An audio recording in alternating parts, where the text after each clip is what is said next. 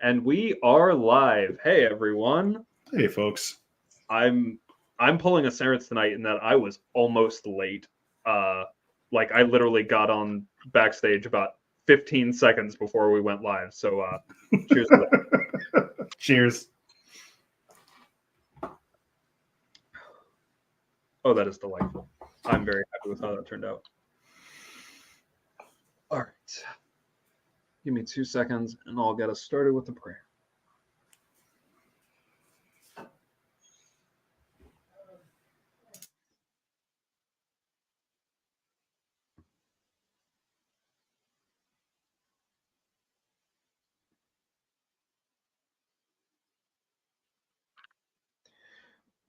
So sings the dancing bear, hail to the revelry and the Bacchae, dancers and singers, torchbearers and flame. Hail to the retinue, those who follow behind and those who lead from the front.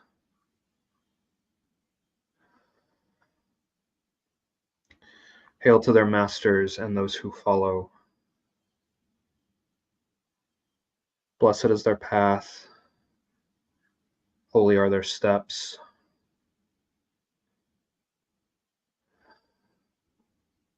May your songs be ever heard.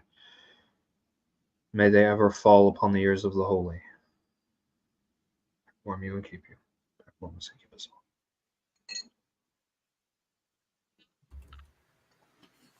all. Excellent. Thank you. So before we get into this too far, really quick, what is the cocktail you're drinking? Because I'm also drinking it, except for mine doesn't look as fucking pretty as yours. Same.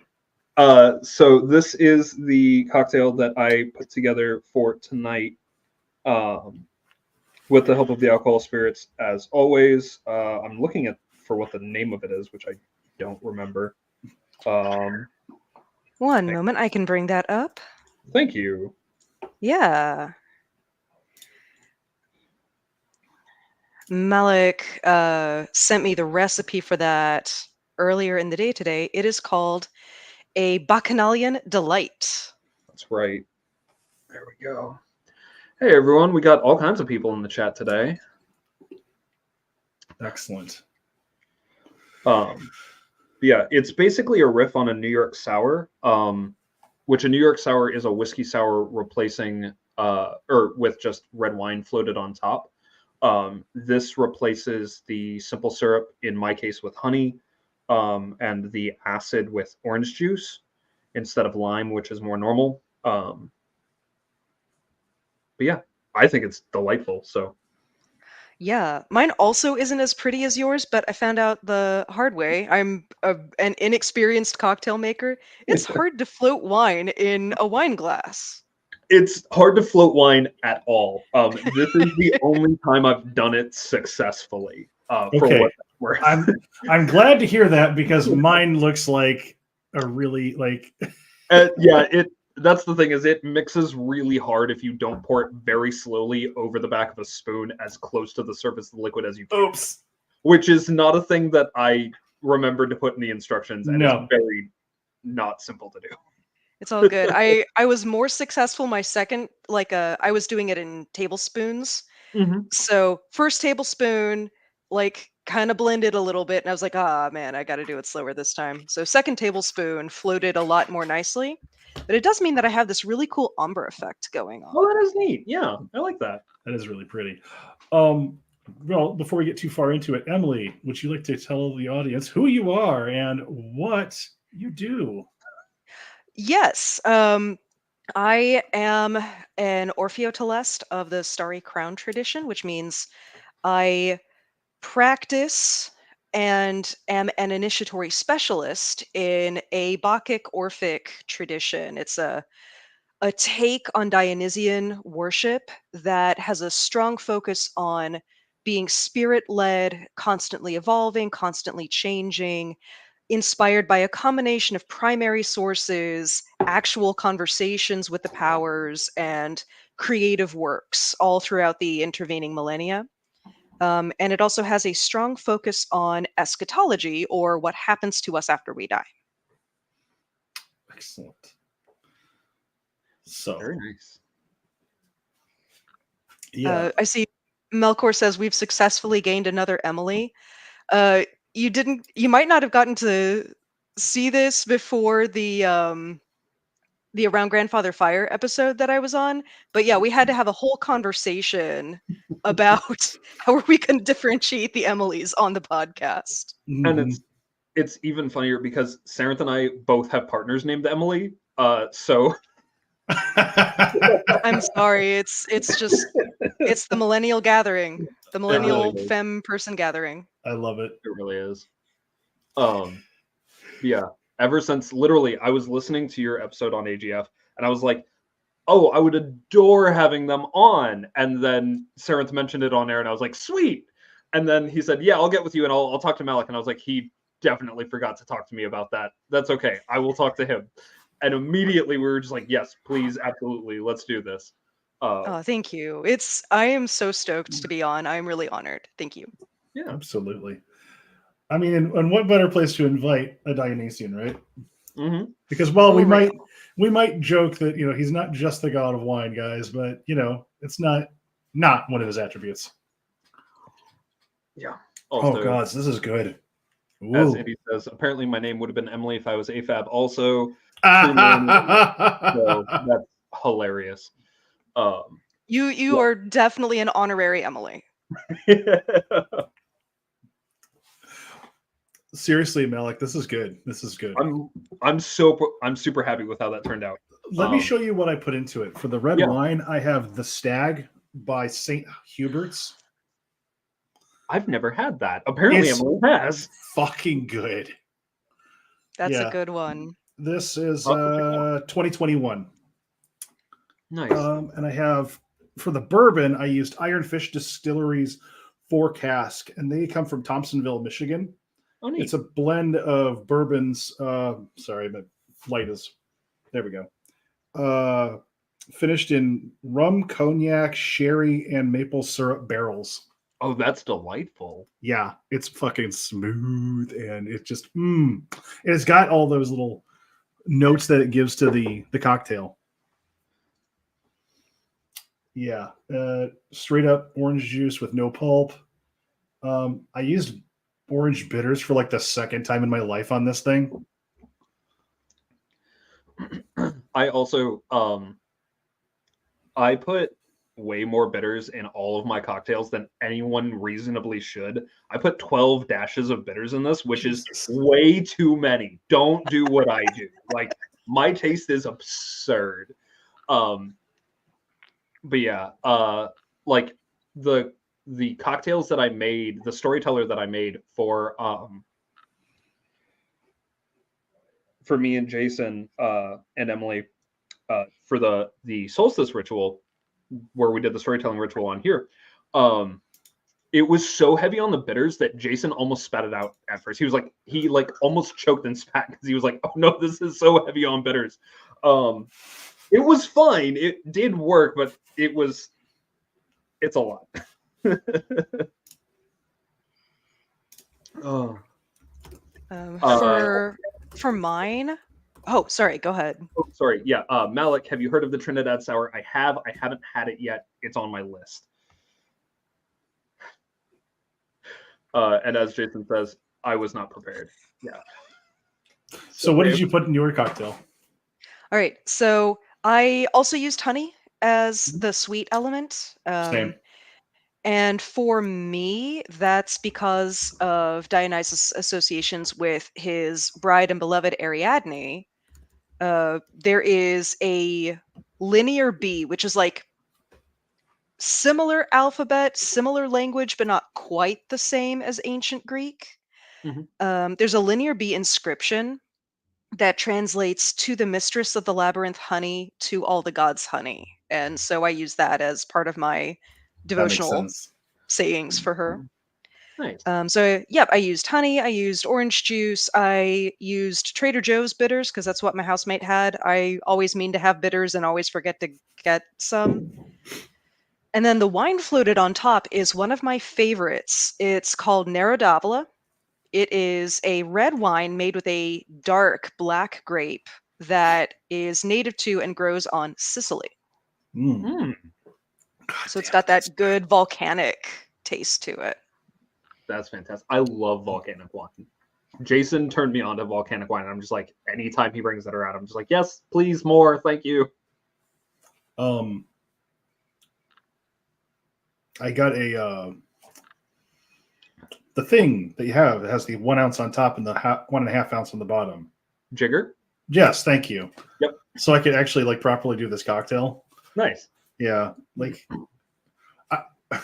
I am slowly accumulating the tools of the trade. Don't worry, longtime viewers. I am eventually going to set myself up a mini bar. Don't worry. Yeah, I was gonna say the next thing I'm gonna get you is a proper cocktail shaker because I know you don't have one. Yeah, I'll just be over here. Which is fine. Like it took me for the longest time. So there are two main styles of shaker: the cobbler shaker, which is the kind that everyone has on their bar, which is the like big tin with a lid with a mini strainer on it. Those are garbage. Don't use those. Use the other kind of shaker, which I can't remember the name of, but it looks like it's two tins that you slam together. Those are way better because the cobbler shakers, the seals on them are either way too loose and so they leak everywhere, or as soon as you start shaking them, they suction together so hard that they won't come apart. Excellent. Yeah, and I know that because I actually had a cobbler shaker that got stuck together for over a year on my bar, and it was just there until it finally like worked itself loose enough over time that I could get it loose. And then I immediately put it like I immediately threw it away because I was like, I can't use this. Gotcha. I still have the cap from it though because it had good measurings inside, and it's one of the better jiggers that I've got. So, but yeah,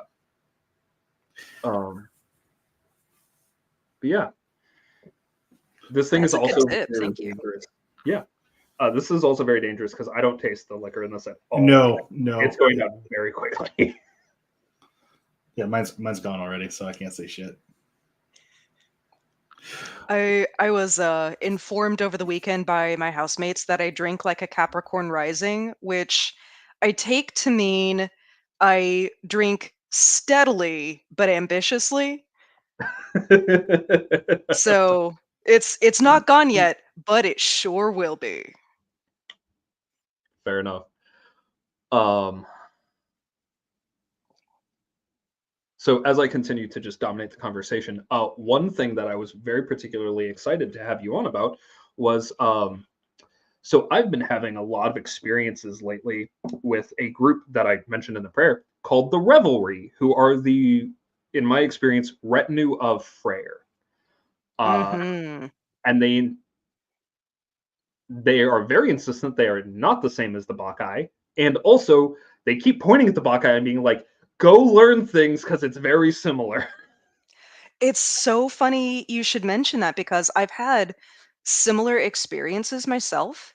One of my good friends is a devotee of the Welsh deity Gwyn ap Nudd, who Okay. is, for those of you who don't know, an underworld god who is also a leader of the Wild Hunt. And during some journey work that I was doing that they were leading, this was in a lovely online devotional session that he was running. Um, there was an encouragement to partake in the Wild Hunt, which I know is in some circles a little bit of a controversial topic, but for me, that's the crowd I tend to run with spiritually anyway. So, You're in good company. Yeah. and in the journey itself, I remember like I'm there, I'm in what is to me identifiably the Wild Hunt of Gwyn ap Nudd, and I approach the big guy and there's this sort of exchange that happens between us. It's sort of a conversation that doesn't take place in words, doesn't even take place fully in thoughts, but there's an energetic exchange where he asks me, it basically expresses, I don't recognize you. Where did you come here from? And I just like held up a glass of wine and toasted him. And he was like, oh, yeah, one of them. You're welcome here. Come on in. So yeah, I feel like there's some like cross cultural wild hunt shenanigans where everyone kind of knows everyone. Yeah. That's been my experience. Yeah, I've had this conversation with Jason. I'm gonna keep referencing Jason because he's my main touch point for Bacchic anything. About how like both of us are pretty sure that there's a decent amount of folks who just jump between the revelry and the Bacchae just on however they're feeling at any point in time. So, or whatever room they happen to be Totally. in. So, yeah, it's And interesting. I'm sure you get into some like European witchcraft traditions where it's like, what, what ecstatic retinue are you in? And they're like, there's more than one? What do you mean there's more than one? It's all right. Everyone just likes running out into the forest and going wild, right? That's just a thing that everyone does. Totally. It's totally what everybody does. Turns out it's not just us. Well, us and all of our friends, but you know. Yeah, pretty much. I find it really, so I've read a lot of La Couteau on the Wild Hunt, and without smushing all the Wild Hunts and revelries and various things together, there is a shocking amount of similarity, between the emphasis on justice, the emphasis on the train or the hunt or the whatever it happens to be, collecting up members and either supernaturally extending their lives or rounding up people they happen to run across. What I find really interesting is, in folklore anyway, I haven't been able to find instances of people intentionally trying to join it. There was always this feeling of, this is something you want to avoid at all costs. And I think that's interesting because, the folks that we are trying to learn from would have avoided this shit like the plague. But now we got several devotees running up to it and going, fuck it, I'll run with you. Let's go. And I feel like that's something about just the times that we live in, where in order to participate in a lot of these traditions, you kind of have to go all in because there's not that cultural context surrounding you to present you with a normal. Right. I agree, but also I do want to point out that there are a couple of examples. They're much fewer than the folks saying stay the fuck away, but there are a couple of examples of like one of the, and this is one of the earliest examples in Phantom Armies of the Night, which is La Couteau's book about the Wild Hunt. One of the Catholic priests is talking about a village in, I believe, southern Germany or northern France. I forget where. Oh shit! Yeah, you're right. He talks about every single woman in the village every night when she sleeps goes and rides with Frau Hall's Wild Hunt. So now, granted, grains of salt because Catholic priest, we're talking third-hand information and a very biased source, but the idea of normal people riding with the Wild Hunt, excuse me, isn't unheard of. It's just more rare than fucking don't because it's dangerous, which isn't to say that it's not dangerous. It is, but also there is some precedent for it. There totally is. And also, whether or not it is normal tends to be a regional thing. When you get down into the southern Mediterranean, you do start seeing more examples of, oh yeah, this is an ecstatic tradition that people just do. Right. You see really good documentation about that, especially for like the Friuli region of northern Italy in Carlo Ginzburg. Okay, I'm gonna have to look at that because that's interesting. Did I pulled so many books off my shelves, and Ginsburg was not one of them. There are two works. There's the Night Battles, which is the one that I'm primarily referencing here, Okay. and the Ecstasies, which I think gets into a slightly more broader regional scope. It's interesting because what I find really fascinating about Wild Hunt and similar phenomena like it is when you get a pull back and it's, we're going to go right some wrong, or we're going to, in one case, there's a pack of werewolves, I think they're called the Benandanti. Mm-hmm. The Carla Ginsburg writes about the Benandanti. Okay. So the Benandanti, for those who don't know what the hell I'm talking about, were supposed to be this group of werewolves who would go off out of their bodies every night, take on a wolf form, and go fight the devil for the crops, basically for the yield for the year. And if you want to look at that as kind of a variation on the Wild Hunt, very similar in regards to coming out of your body and joining Frau Hall's Wild Hunt, there's a lot more precedent than there isn't in some of these cases. And it's, you're kind of splitting hairs after a minute, right? Because do the Benandanti count as a Wild Hunt? Are they their own thing? I mean, technically, they are, but technically they kind of fall in. I mean, Lakuto takes pains to comment on it, so I think they kind of fall into the motif, even if they're not directly referenced as a well. Yeah, the Benandanti are also interesting because they incorporate direct references to Dionysian traditions. The way that Ginsburg describes it is the Benandanti are, which literally means the good walkers. They take the form of wolves, and they go off and do spirit battle in the middle of the night against witches. And you can tell one party apart from the other by the stalks of grain that they carry. If I remember correctly, the Benandanti carry fennel, which is a Dionysian plant. It's what the thyrsus would have been made out of in the ancient world. And then the witches carry stalks of sorghum. And one of my biggest inspirations in what I do, especially the musical side of what I do, is a drummer and dance ethnographer. Her name is Arlecchina Verdigre, and she explains it. She doesn't have a lot of written works out, but I've taken courses with her. She explains it as these would have actually been two groups of Benandanti from neighboring villages that were in constant conflict with each other.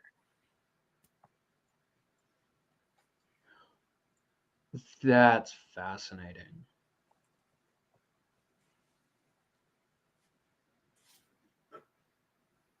So yeah, one group of wolves is the group of wolves that's your ally, and the other is the group of wolves that's your enemy.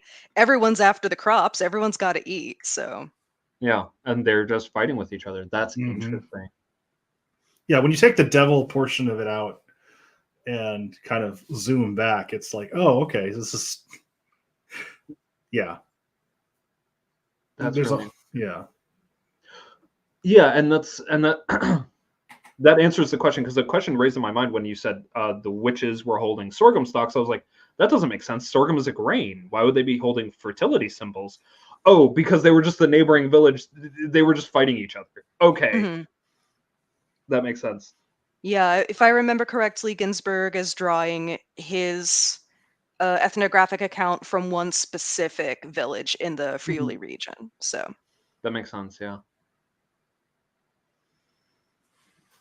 And I think bringing the lens to the modern age, maybe we don't have as much of a use for the Benandanti stealing each other's crops, but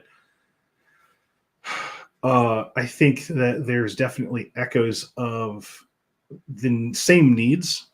And you can, whether you're talking about, say, clean water or jobs or other resources, I think that is easily transferable in terms of a concept. Yeah. Information technology. You have black hat hackers, white hat hackers, and who's black hat and white hat depends on which side you're on. Right. Yeah. Exactly. No, 100%. I think this is me speaking as somebody who's like vaguely a Luddite. I think spirit battle is probably more fun than computer coding, but like, don't at me. If it was anything like hackers, if it was anything like that, or maybe like the Matrix from Shadowrun, maybe we'd have more people in it. Tron. But, Tron, yeah. If it was like Swordfish and just I'm in. But it's not, so but yeah, it's also interesting. A lot of people forget this pretty frequently. Hey, Chris, nice to see you. a lot of people forget this. The Wild Hunt was as much about bringing blessings as it was about cursing wrongdoers. Right. That's a thing. Is Frau Hall would come and steal you away if you were a wrongdoer, but also if you left the correct offerings, she would come and eat them, but leave them fine in the morning, and then also fill your pantry. So Leave your cookies out for Milk and Santa, kids. Yep.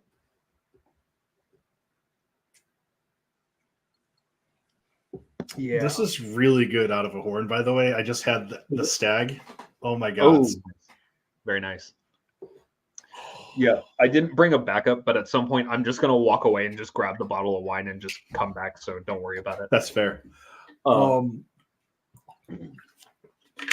Especially when you're talking, a bacchanalian revelry or being part of an ecstatic religion where you're actively building this thing.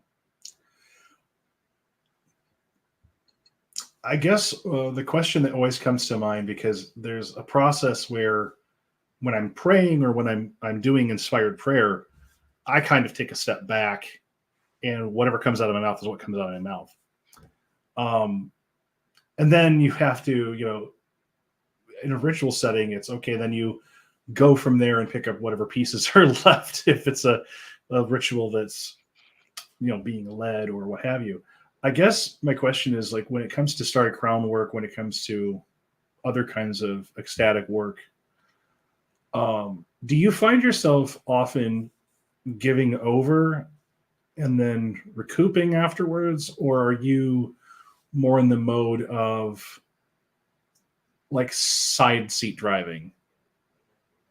And what does that do for different things, I guess, is my question. Like, That's such a good question, and I have so many different answers. excellent. I'm sorry, y'all are gonna get the most ADHD edition of this right now. Please, that's why we brought you on.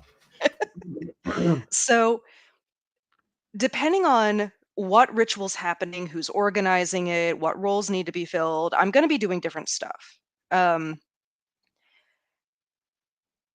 During many of the rituals that I've been doing in the past couple of years, I've had a role of musician and specifically drummer. And drumming is interesting because, like, I find it very easy to just give myself over to the music. And if I'm like, just drumming for myself or doing spirit work or something along those lines, uh, that's fine. I can just give myself over to the drum and Orpheus and the music spirits and just be like, "Pfft, use me as an empty vessel, please." Um, but when I'm doing music for a ritual, I can't fully do that. I have to stay in the moment a little bit because I need to be able to read the room or read the clearing in the forest, as the case may be, and figure out, like, okay, what are people's energy levels? Do they seem to be digging this particular beat? Let me play around with beats a little bit and see if there's one that gets everyone riled up a little bit more. Or, oh no, I accidentally riled everyone up a little bit too much, and the main, like, serious prayer portion of the ritual's not quite done. Let me just tone it down a little bit. Um, And I know Jason's been in situations where I've done that because Jason's been part of an online course that I did where I led some journey work using drumming as, like, sort of a way to create and hold a container for the spirit work. Mhm. Now, if I'm leading the ritual as, like, the person who's, I have the ritual up in my head and I didn't print out a liturgy pamphlet because I don't want y'all to be in your heads that much, then I'm probably not going to give myself over a whole lot. Now, if I am in a position where channeling or mediumship is what I'm doing in the ritual, uh, I will give myself over, but I tend to be in the back seat. The most awful metaphor, but it's the one that I heard when I was learning mediumship, so I'll go with it. I tend to be in the back seat with my seatbelt fastened and not locked in the trunk. Okay, that makes sense. Yeah, it's hard to find new analogies because like that one is so accessible. It really is. I get what you mean. A lot of times, if it's an oracular session, I'm usually fully in the trunk. But if it's that's the face Being your ground crew, yeah, you are. You're gone. I have seen you in that kind of state, so can confirm. That was a wild evening. That was buck wild. I carried so many spirits that night. For reference, for the people who don't know what the hell I'm talking about, way back when Many Gods West was a thing, I was part of a ritual to Dionysus where I was carrying, I think, the collective ancestors of the entire conference. Yeah, they kind of happened at you. Yeah. So to kind of paint the room, there's a big ass altar with all of our various statues of gods and such on it.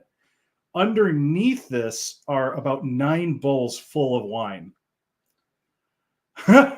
I was told what they did was once the ancestors got called down, they got themselves a drink or 9. Many. Yeah. Many drinks, West. Sarenth was gone. And at least a couple of the ancestors that were included in that ritual were of the Maenad variety. Unfortunately, the ritual priest of this was embodying Dionysus, and they wanted to have themselves a chit-chat. Oh, no. Yeah. For those who don't know what the Maenads do, ritually speaking, they tear things to pieces. And specifically Dionysus more than once, if I remember correctly. Yes. Yeah. So, for context, while all of this is going on, I am actively in Maenad mode. There was a humanoid figure made of bread that luckily sufficed to fill all of our rending a human being apart needs. That's good. Yeah, I don't think I got to participate in that because by the time I'd gotten to the door, they were trying to get all the ancestors back in the ritual room.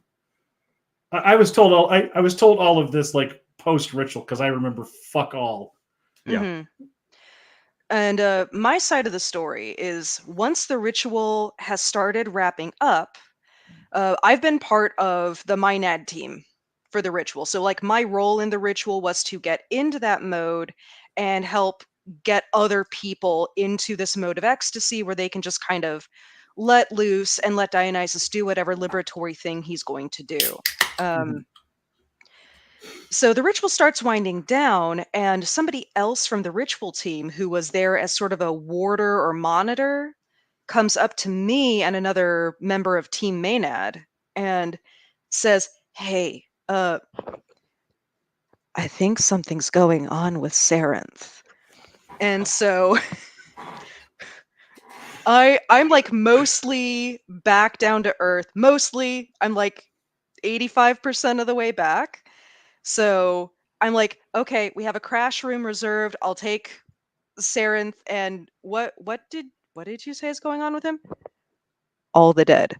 Oh, okay. I'll take Sarenth and all the dead up to the crash room, I guess. And so we take them up there, and I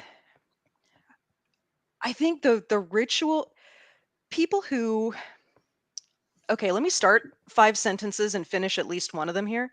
You're fine. I think people who don't start off as mediums or people with a skill in channeling and then have an event happen where suddenly they can. I've heard them speak of it before as like getting their head cracked open.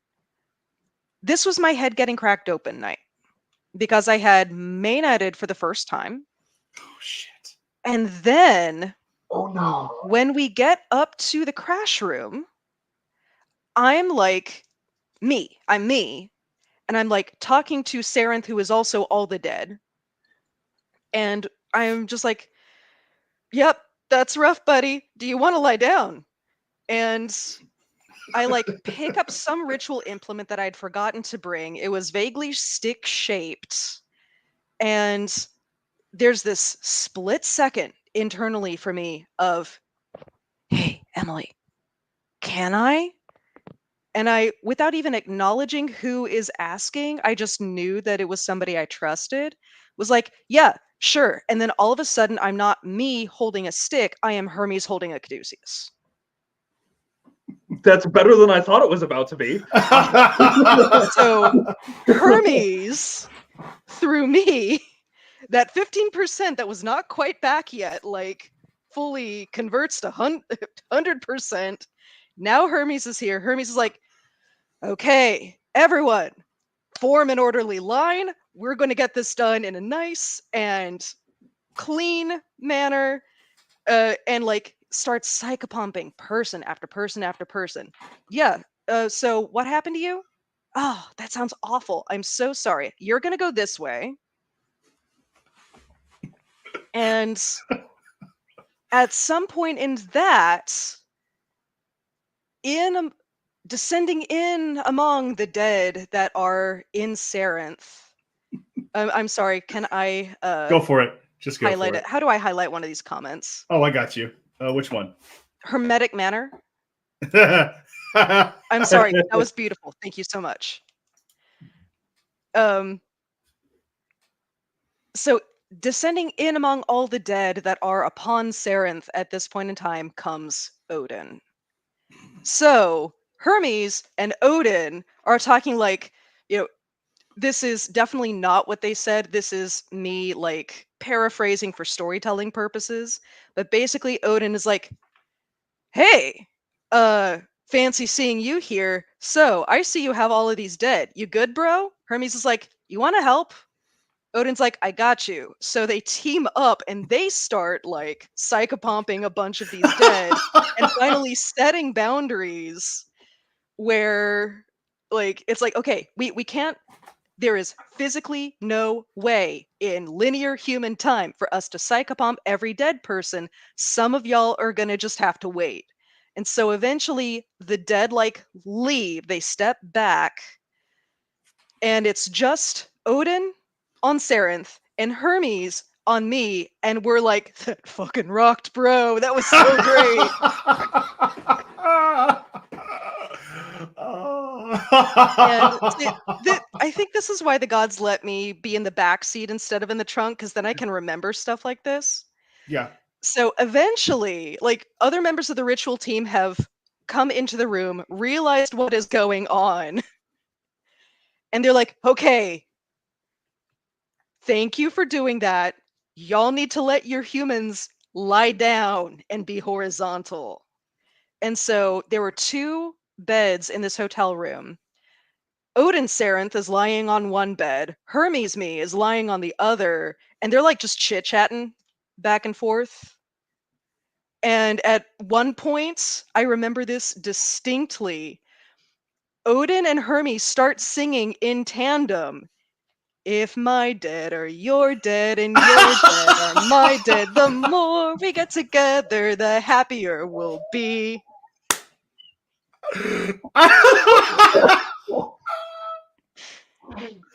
I'm fucking crying. I haven't heard this part. And that's what happened that night.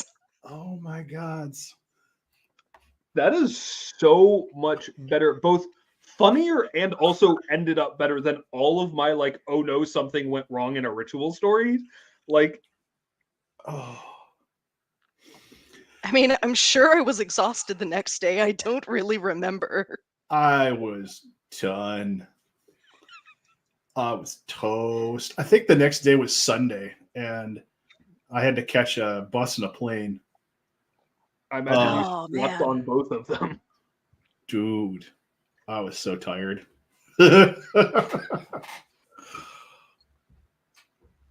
One of the cool things about that was being told some of the stories of the dead who came through. It was very affirming for me because I could not have known the stories I told because it was very hyper local in Olympia, Washington.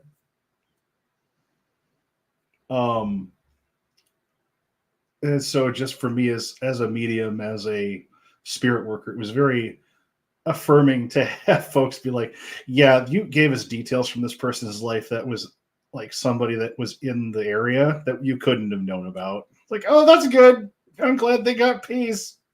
Good for them. I don't remember shit. The less local dead waited until Hermes was there. That's very kind of them. That's good.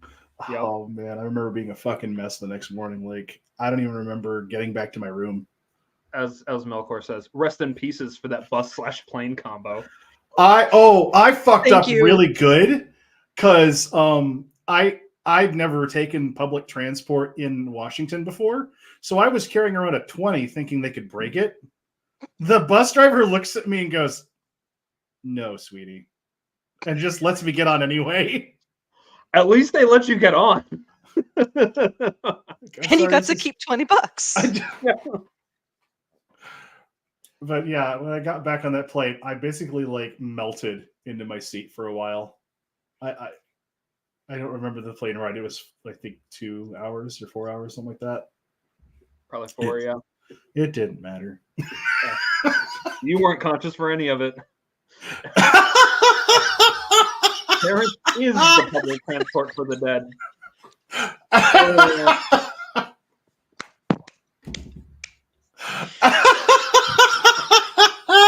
like, how many steps above Village Bicycle is that?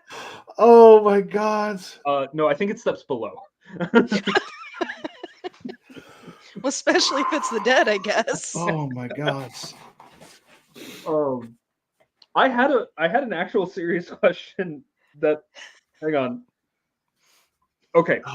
Actual serious question that is related but kind of a topic change. ADHD with me. Thank you.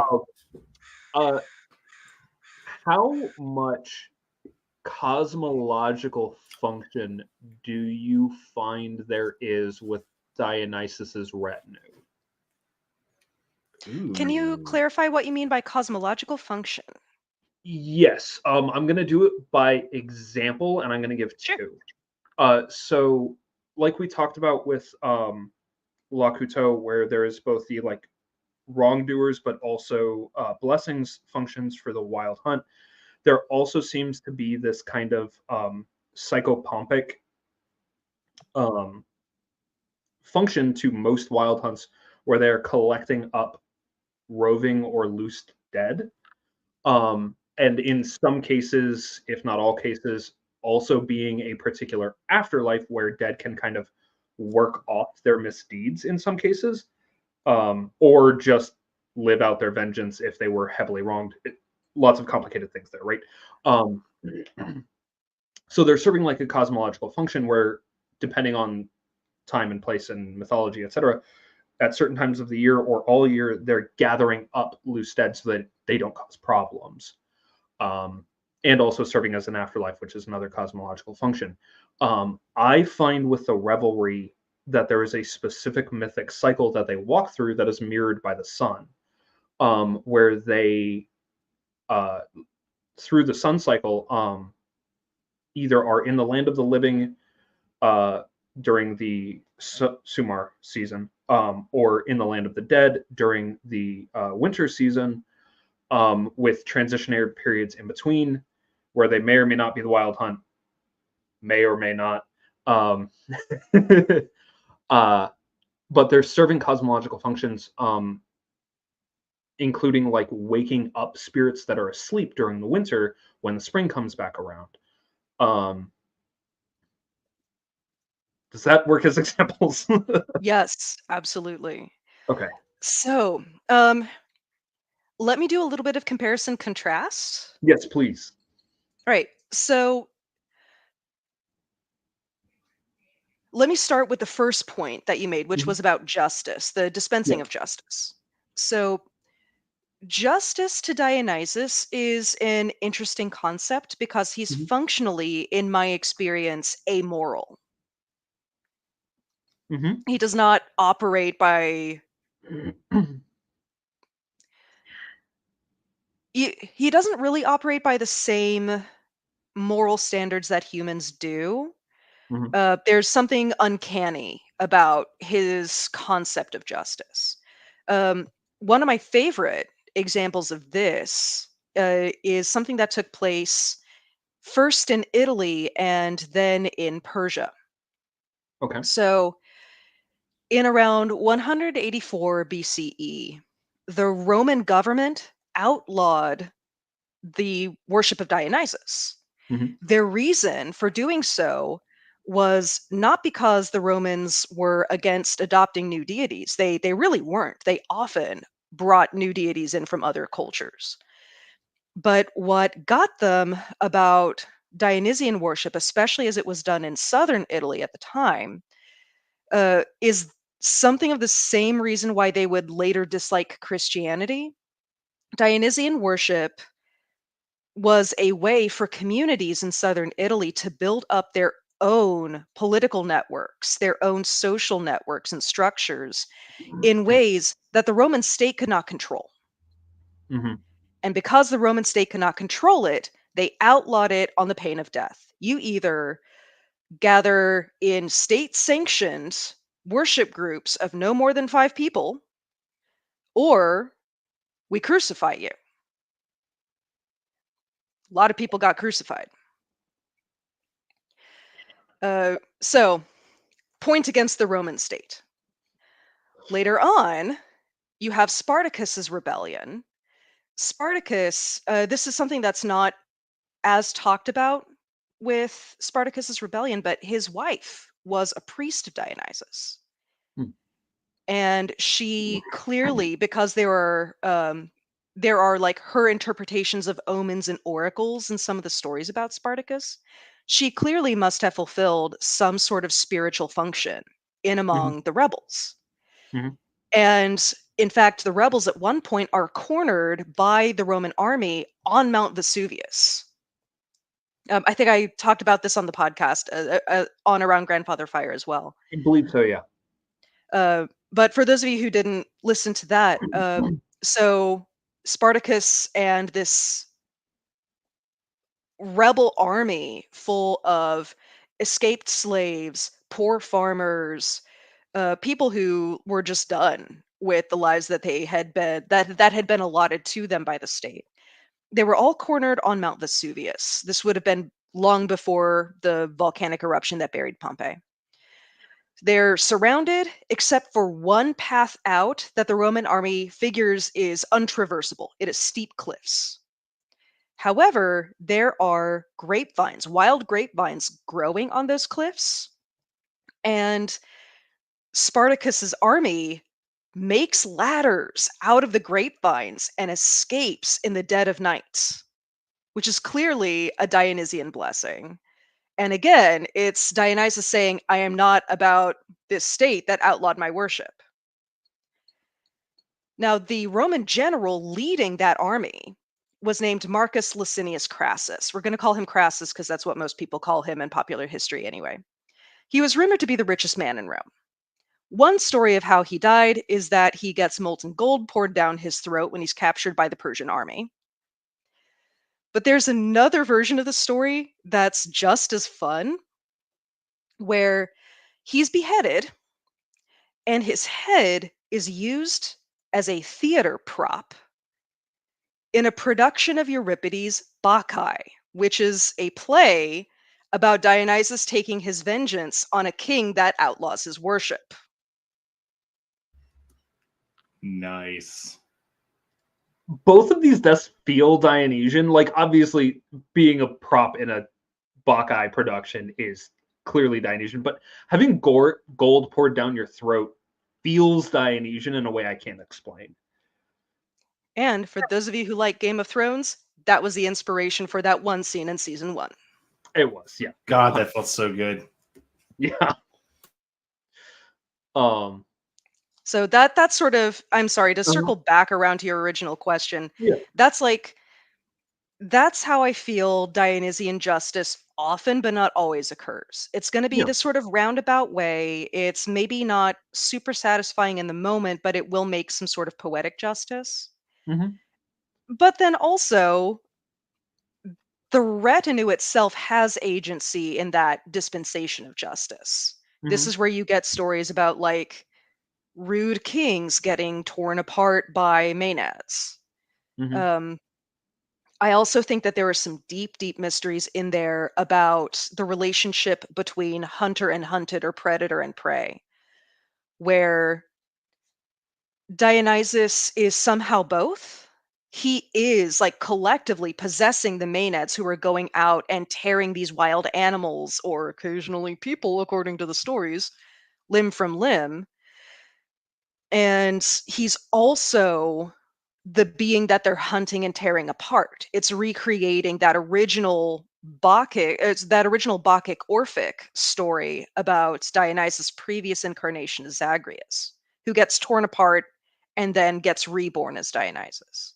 Hmm. So there's this like tearing apart the old to make way for the new and better. Anyone who tends grapevines will know you have to do a similar thing. You have to prune a grapevine so far back in winter that it looks like a dead stick. But if you Yup. don't do that, the grapes next year aren't going to be as healthy. Yeah. We have wild ass vines that are growing all over our property, and they aren't producing any fruit, so we got to cut them all back. Yeah. But they get so bad that they cover up the sides of the house, and it doesn't matter how often you tear them down, they will keep growing. They're Hmm. extremely aggressive. They're actually one of the native cultivars that you can use to combat a lot of really aggressive invasives because they're so aggressive. So aggressive, they will choke out things, Hmm. native or invasive. And so you can use them to help choke out aggressive invasives.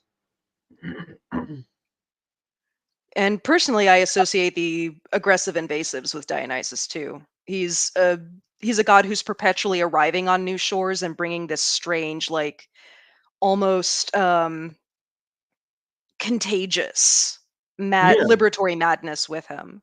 So, as somebody who grew up in the southeastern part of Turtle Island, I associate kudzu with Dionysus. I associate English Yep, ivy with that Dionysus. makes total sense.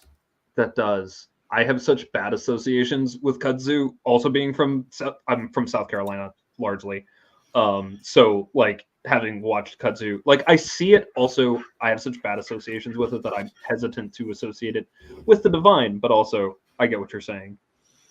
It I is mean, divine. Uh, the thing about Dionysus is that he invaded and took over India, right? According to the stories, yeah. But So I definitely in that regard, from that colonization perspective, I can understand kudzu. yeah. No, that's and At least you can fucking even eat it, within right? it, say that again. I'm sorry. At least you can fucking eat it, right? can you That's eat true. kudzu? I didn't know Yeah. you could eat The kudzu. younger leaves. Oh, okay, interesting. The older ones are a little bit too like hairy and fibrous, so I hear. Okay. If you're a But I think fucking you can coward. also use kudzu.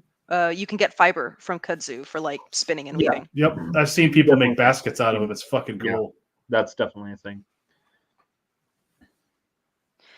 Um, so moving on to the next point that you made about Yeah. like cosmological functions, Yeah. psychopompic, definitely. Afterlife, definitely. In my Hmm. experience, a large part of Dionysus' retinue are fellow initiates, initiates who have passed away, and they're like, I never want to stop doing that. What do you mean? So just like perpetually follow Dionysus through the revels wherever they go.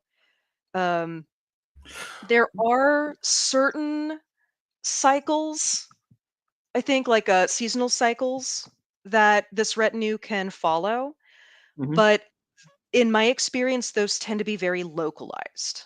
Hmm. So I moved from one bay to the other. I grew up near the Chesapeake Bay. I now live near the San Francisco Bay. Oh, those are totally the same.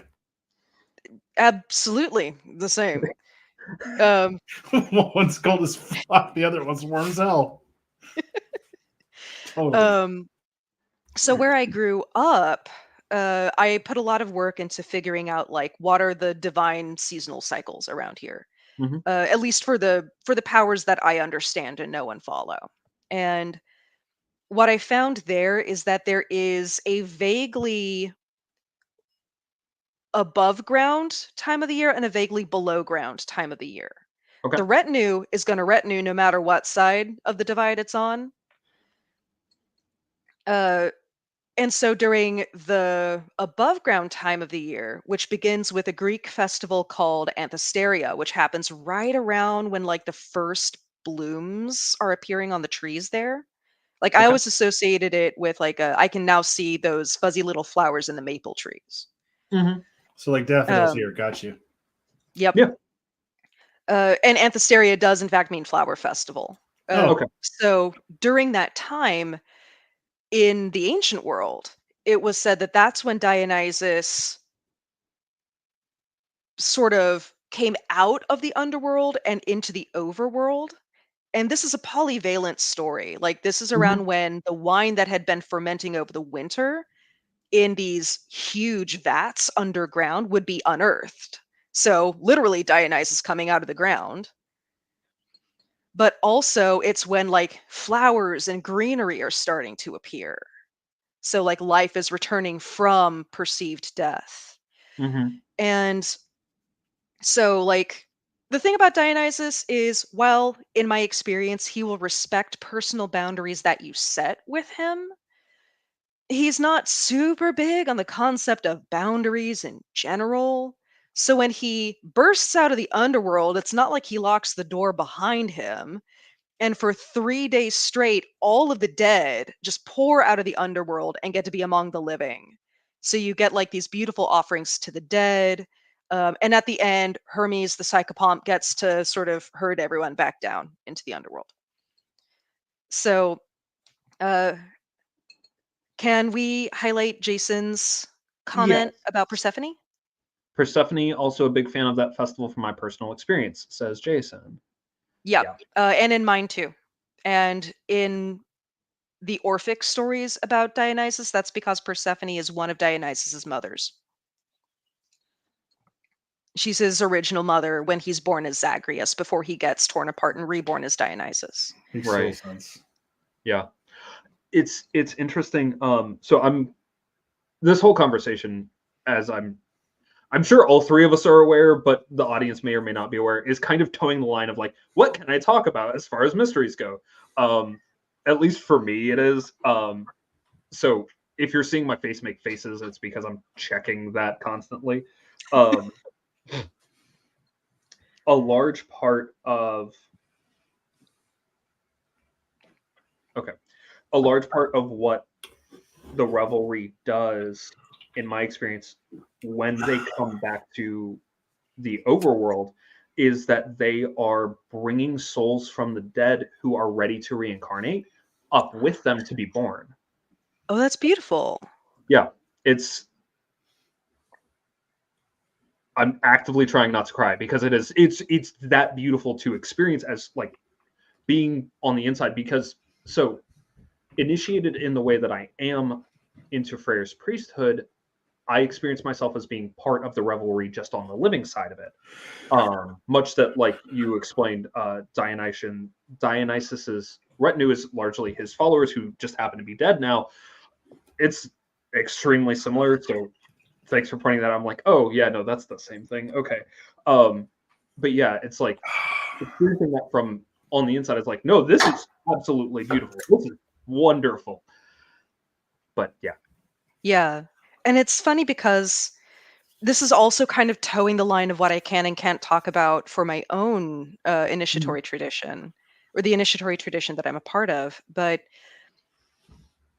again, Dionysus is not big on boundaries. After a while, when you look at the retinue, Right. it's hard to make out clear, specific, non-shifting shapes. Like, is the being that you're looking at living? Are they dead? Are they human? Are they non-human? Are they divine? Are they mortal? And in my experience, all different members of any of those groups can be part of the Bacchic retinue. I've seen leopards, stags, which is, if you saw me make a face when you got the stag wine, that was why. Oh yeah, no, I cottoned onto that. Yeah. That's as soon as I saw it and locked eyes with it, I'm like, oh look, a Freyr and Dionysian wine. Woo! Yep. Got it. This is for when I pop open some bottles of wine. I have 3 wines with different stories on my desk right now, but this is my wine pourer. Oh, fabulous. Oh, I that's love that. fucking cool. Can you tell me where you got that so I can get one? It was a gift. I don't know. Okay, that's fine. I'll find one. Don't worry about it. Look But on Etsy, Maleck. I was gonna You know, say Etsy. It's probably your 100%. best bet. It's also really funny because as kind of an intro to getting me ready for the work that I'm doing with him now. So I had, for a very long time, had a relationship with Carnunos. And then shortly after, like within about a year, I developed a relationship with Freyr, and I held them as separate entities for the longest time. And then as I'm getting ready to do all this priest work and initiatory stuff with him, they were kind of like, "Are we different? Are you sure about that? Are you sure?" And it quickly became Syncretism's a motherfucker. yeah, it quickly became I was doing divination and I'm like, do I need to be syncretizing these two? And they were like, figure it out. And I was like, thanks, okay, I'll try. And I did, and it worked so well, and it became I actually also syncretized Freyr and Balder because the way that I see it, Freyr, for those who don't know, translates literally to Lord. It's a title, not so much a name. Right. And so for me, Freyr goes through transitions through the year as part of the cycle between Freyr Baldeg when he is sitting on the throne, either in the overworld as Sun King or in the underworld as Lord of the Dead, to Freyr Carnunos or Carnunos Freyr when he's wandering in between. I think it's really important to note that for folks who hold them as really separate, like it's not that they're overriding or erasing each other. Like that's not what this is. 100%. Yeah. And like my partner has a very deep relationship with Carnunos, and the fact that they specifically don't. And so we are interacting with them as though they're the same being, even though we're looking at different faces and using different names. And also, my experience does not override theirs and vice versa. Right. It's a tricky It's line. kind of like. Oh, sorry, go ahead. I was just saying it's a tricky line, but it's there. Like, right. Yeah, this is something that I find with a lot of different people's experience of divinity. It's, not that I'm particularly divine in this moment, at least no more divine than I am at any other moment. I'm a different person talking with the two of you than I am talking with my coworkers. I I'm a would different hope person. I'm a different person talking with you or my coworkers than I am when I'm talking with my mom. Yeah. And every person who has a relationship. Sorry, I just saw Cute Hermes. comments. Speaking of wandering, I'm gonna take y'all with me as I go get more wine. Joys of a laptop. Sure. But please excuse me as I show you my messy house. Please continue. I'm firmly of the opinion that when two people are working with the same divinity, that divinity is not interacting with both of them in the same way. Right. They get to see different faces. They get to interact in different ways. And some deities lean more into that and make that more apparent than others. Dionysus is a god of masks. He's a god of theater. Some of his epithets include many-shaped, or one of my personal favorites, two-shaped, which is basically the ancient Greek word for non-binary or intersex. Or what we would refer to today as somewhere in the genderqueer or trans spectrum. Mm-hmm. But he's a god of many faces. And so the face that I work with is not going to be the same as the face that other devotees of Dionysus work with. But I think that all gods do that, even if they're not super upfront about that. Yeah. I think, too, the experience of divinity is communal and individual, right? And so that's why we can point to, this sounds like Dionysus, this sounds like Odin, this sounds like Freyr, insert god here. But at the same time, like, it's something that I keep coming across with different folks. Like, after a certain point, you recognize that your relationship is really your relationship. And some folks, it takes a while to recognize, and some folks may never get there, which is fine. But especially, I think, for those of us who have deeply mystical or deeply personal experiences with our gods, eventually we really, really have to internalize that these are our relationships. And whatever else we are to the community, they're our relationship with that particular divinity. Yeah. And that's kind of one of the functions that I fulfill within Starry Crown. As an initiatory specialist, I get to help people take those first few steps on figuring out that relationship and what it looks like to be an initiate. Yeah, I agree with this. Absolutely. Every relationship is unique, whether with the divine or with other humans or with other creatures. Absolutely. Yeah. And I'm looking forward to the after party because I want to hear what you have to say, Indy. Yes, 100%. Same.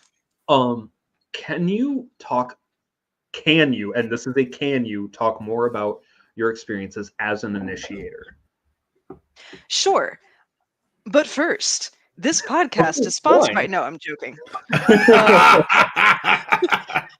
Tell me about I want to show off this bottle of wine that I got for a couple of reasons. One, the container is freaking amazing.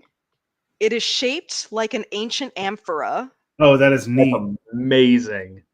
It has a mythological scene of Jason fighting the Colchian dragon. Nice. That's the dragon that guards the Golden Fleece in the story of Jason and the Argonauts. And it's got the Argo, Jason's ship, on the back. Nice. That's so cool. So I'm keeping this forever and using it in ritual. Please do. That's amazing. Also, just for those of you who don't know me terribly well, I majored in one of the most useful and lucrative fields you can possibly imagine. I was a classical studies major, and I can sort of speak Latin now. Nice. Definitely very lucrative and incredibly lucrative. Eminently. So I was geeking out when I saw this in the Temple of Dionysus, aka Total Wine. I was like, hey, oh my gosh, it looks like an amphora. Oh God, so the part of me that loves ancient pottery just geeking the fuck out. Absolutely. That's the other reason why I wanted to show this off is this is a Saperavi wine from the country of Georgia. Oh. And for this is something that I didn't learn until relatively recently, but that part of the world, the country of Georgia, is where we have the earliest archaeological record for the cultivation of grapes specifically to make wine. Interesting. I did not know that. That's it. Yeah. So yeah, I'm gonna pour a little bit of this. All right, I hear you. As Emily says, fuck yeah, Total Wine, where you can fulfill most of your spirit's needs. Speaking of which, my very extra queer ancestors insisted I get this fucking thing. Oh, is that the rainbow bottle of Skull vodka? Look at his head. Would you like to see whose signature is there? Who is that? That's Dan fucking Aykroyd. Huh. My ancestors are like, you motherfucker, you better get that. That's fine. So here we go. Since we're sharing ancestors. I had a question. I had heard a rumor that Dionysus was also associated with mead. Yes. Historically associated with mead as the oldest fermented beverage. Is that true and attested? Yes. I'm asking like multiple of my spirits that question, and I'm getting like 5 different answers, all of varying levels of complexity. Mm-hmm. There are those who say basically, yes, any alcoholic beverage has an automatic Dionysian connection because alcohol, especially fermented alcohol specifically, is very Dionysian. Um, and there are those who say yes because it is the earliest form of fermented wine, and there are some, notably Ariadne, in my experience, who claims honey specifically and not grapes in Okay. a way that Dionysus doesn't necessarily. So my my personal experience is Dionysus is kind of the umbrella for And fermented then drinks, and then different ones have like different connotations. Like I would associate beer more with Osir or Osiris. okay, yeah, no, that tracks. That makes Um, sense to me, and I definitely agree. um, it's funny because I'm sitting here also like, or how does that work for me? And I'm like, Freyr for me is very beer because it's fermented Mhm. right? But Um, Malik, what about hops and IPA? I well, love you. I will drive down to your house and throw you in the river. I'm How's missing that? some That's been context drinking. here. Can you explain for the ignorant people, aka me? I'm just giving them shit. Hops, I believe, are only native to North America, No, unless I've got that you backwards. got that backwards. Okay, I'm completely wrong. So the funny part about so hop cultivation is specifically a Northern European thing, and it is a bittering agent. Up until relatively recently in history, it was things like you'd bitter your drink with herbs that were local to you, and part of the push to hopify everything over here was as a slight against native traditions with regards to alcohol consumption. Oh, Oh, that's messed up. Yes, Now I if feel I like I remember have an right, even more legitimate reason to hate IPAs. if I remember right, and I am drunk, so please take this with a grain of salt and maybe a shot of vodka. Um, if I remember correctly, part of the reason for purity standards in beer and wines and various things only being acceptable in certain quantities and in certain ways was as a slight against native traditions where they were brewing their own alcohols, which were psychoactive ingredients and were seen as sacred drinks. That makes sense. that would make sense. Yeah. I don't know Um, where I'm pulling this from, but this is Drunk Sarah, so take it what you will. Also, you have ADHD. The amalgamation of information from disparate sources is just built into the system at this point. I mean, Uh, this is true. no, I that's feel that genuinely, as so a hard. person who, like, even though I'm not in academia, I consider myself an academic. The fact that I have a serious problem citing sources because I just amalgamate shit so readily is a very frustrating thing for me. Oh, Like, I feel you. I because really I'm like, do. don't do it like I do, because the way that I do it is wrong. But also, here is the distilled information from 10 sources. I can't cite them for you. I mean, you could just lean into that and just not cite anything and just say that your inspiration is Jake Stratton Kent. So, um, sorry, this wine is really good. Rest in peace, Jake Stratton Kent. I actually really love you. Whoa. I'm very glad the wine is also good and not just in a fun bottle. Like, that's awesome. Yeah, It's that's Um, like, actually, yeah, it's quite isn't nice. that It's half the very, very fight? sippable. yeah. Like Uh, the vodka I showed earlier is actually really nice. It's not is it? just hi, we have bottled piss. It's really it's one of it's I'd say it's probably the vodka that I've had is probably mid grade. Mm-hmm. Like Raker beats it by a mile, but as far as vodkas go, it's definitely not Everclear. So it's kind of like for me, it's like resting in the middle. Hey, Hmm. that's better than I've heard, because I've heard that Skull vodka's garbage. So that's good to know. Keep in mind, my like taste buds are probably Well, shot to shit. So the Unique. Your relationship to alcohol is a unique one. there you go. here you go. Also, just to clarify a point, because I'm not actually that much of a hater. While I don't like IPAs a whole lot, it's just not my palate. I can't drink beer in general because gluten. Ah, Oh, okay, that's fair. Oh no, more wine and mead for me. it's Thanks, not. Melkar. It's not Everclear. A resounding endorsement. I mean, Yeah. let me. I am rather underselling it because it actually honestly it's one of the better mixers in my retinue right now. Because I feel like it's almost blasphemy mixing Raker with anything because it's so nice.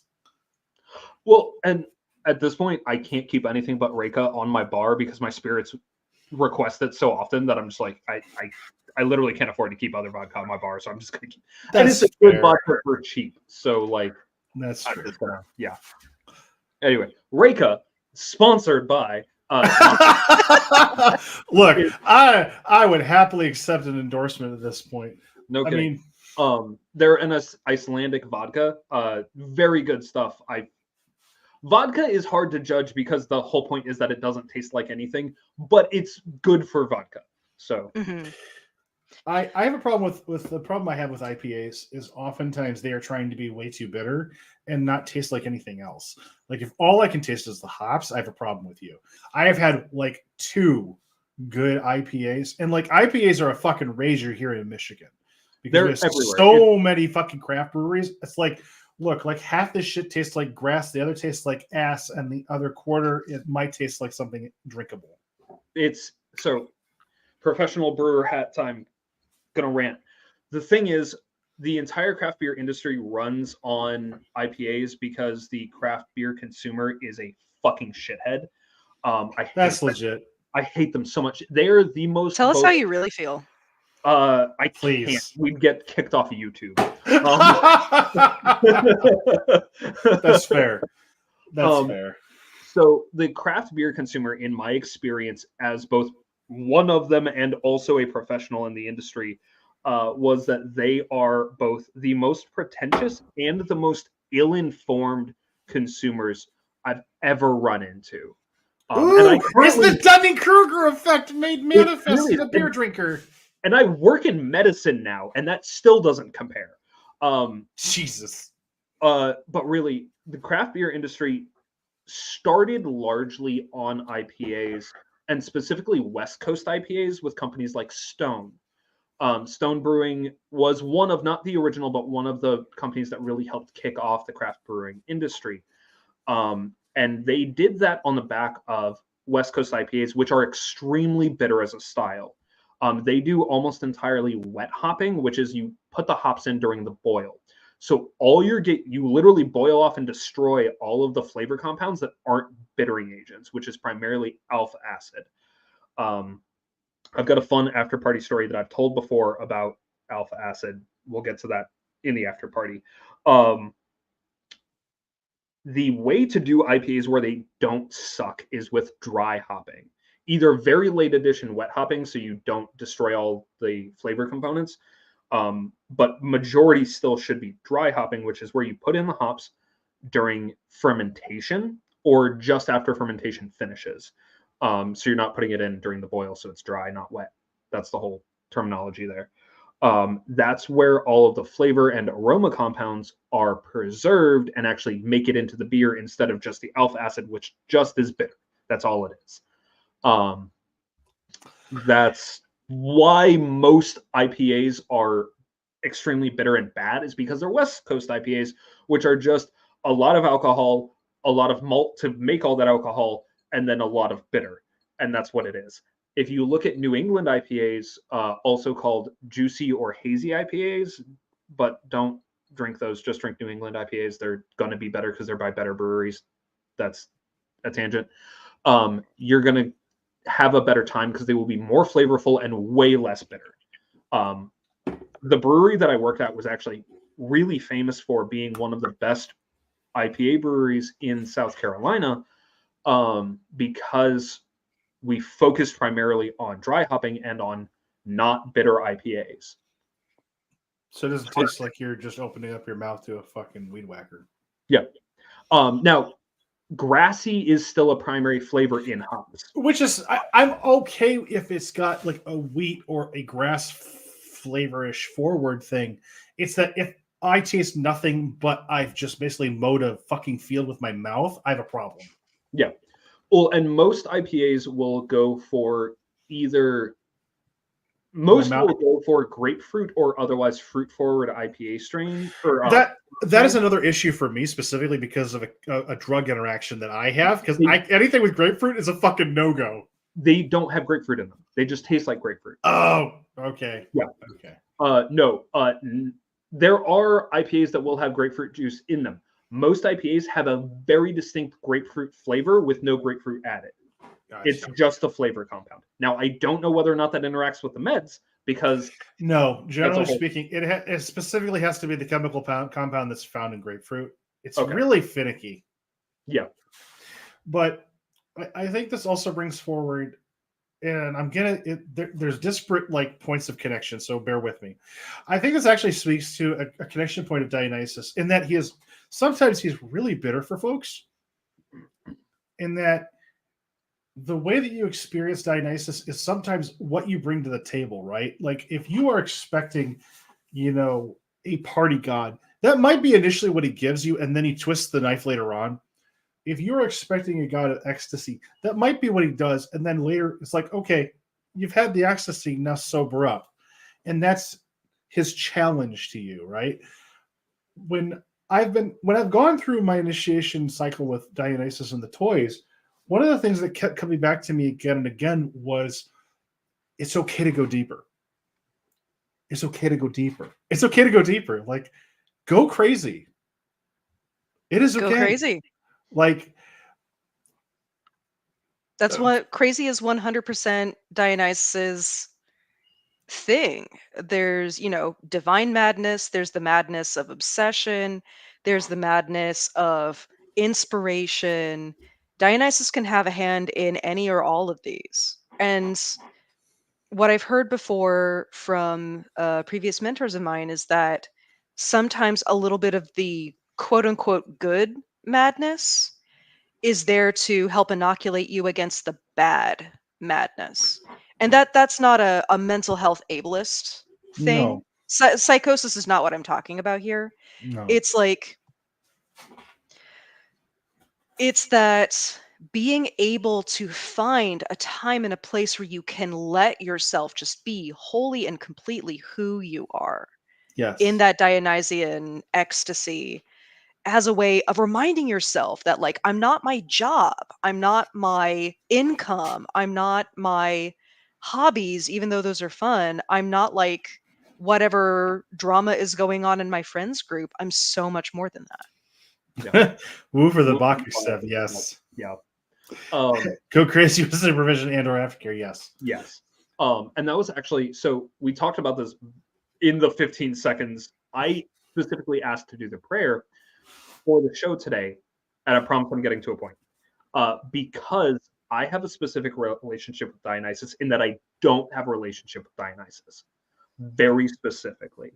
Because I have other shit to do, and I know that I will lose myself in it. He is tempting in that regard, right? It really is, and it's to the point that if I hear specifically the Z name of his said multiple times in a row in anything that my brain can reasonably interpret as chanting, I will get possessed. And Beetlejuice, Beetlejuice, Beetlejuice. Pretty much. Exactly. And it's gotten to the point where I've stopped people at parties and been like, we need to change the subject because I can feel the tapping on the back of my head. And I don't want to go there right now, in that I absolutely do, but that's not good for anyone here. So can we change the subject, please? I think that you're tapping on a mystery of Freyr with that one. My I definitely am, but I'm not there yet. I understand, and as somebody that kind of like rides the lightning, as it were, like I understand and respect that your capacitor is like here, because like most people's capacitors are here, and you are respectful of the fact that you have a higher capacity, but you have only so much voltage that you can run through that bitch before you burn out. And it's not. I'm just watching this whole conversation through the eyes of somebody who's literally trained to find out what makes people tick in a Dionysian way and be like, so about that.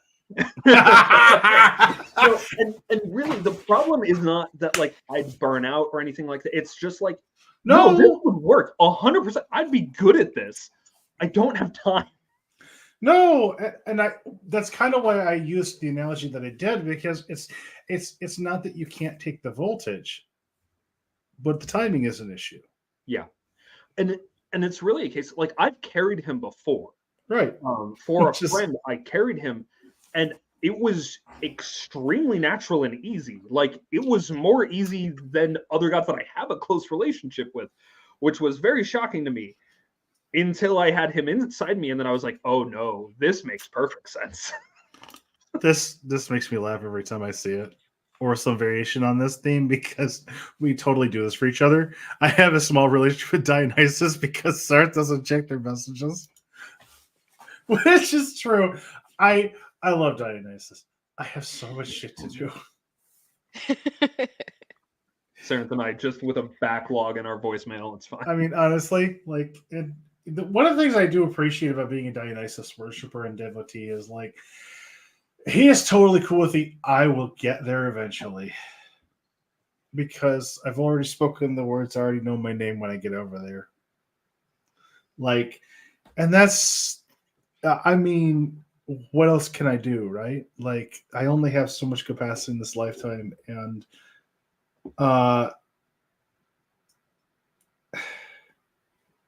one of the things that I appreciate about Dionysus is that he is going to let you be who you are. And that his liberation is internal as well as external. Liberation from your standards, liberation from your internal judgment, liberation from your sense of internal self. He's gonna wait because he's a patient motherfucker. Where did my horn go? Anyway, so You misplaced something literally in front of you. It's funny that you say that because, like, not the misplacing the horn thing, but the other thing that you were saying. Nah. Like I was Yeah. Because this is such a delightful loophole for me. That pretty much is one of the core mysteries of Right. Dionysus. And I can say that because that's the mystery that's experiential. That's not the one that I can teach you about. That's the one that you just have to go through on your own. One of the things that I repeat very often with regards to people who are like worried about me talking too much about the runes is like the mysteries keep themselves, motherfucker. Like I'm not telling you nothing you can't experience. Yeah. Like if Y'all Dionysus want one comes, go ahead. Sorry. I was gonna say, y'all want one of my deep dives on one of my Of course. Why favorite the pairs of Greek words? fuck do you think Yeah. I brought you on? Yes.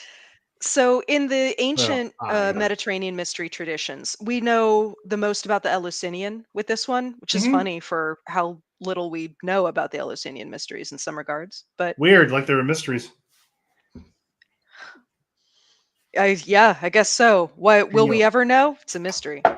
But there are these two words that are spoken of. I can't remember the ancient author, unfortunately, because I have the same problem with source citing. But there are these two words that get used in the context of mystery traditions, and they both stem from the same word, reton, which means that which is spoken.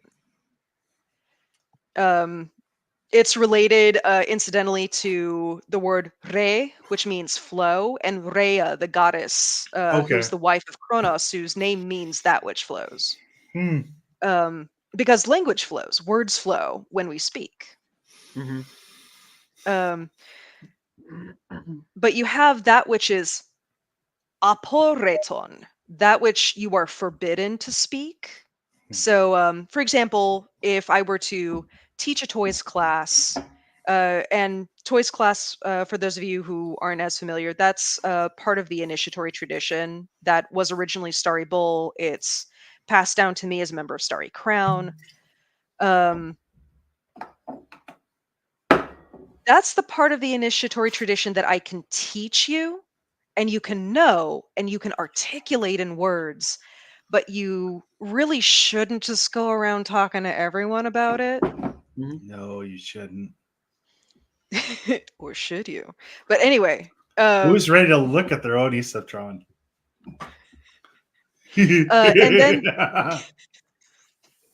And then there's the word areton. So aporeton means you can articulate it, but you shouldn't.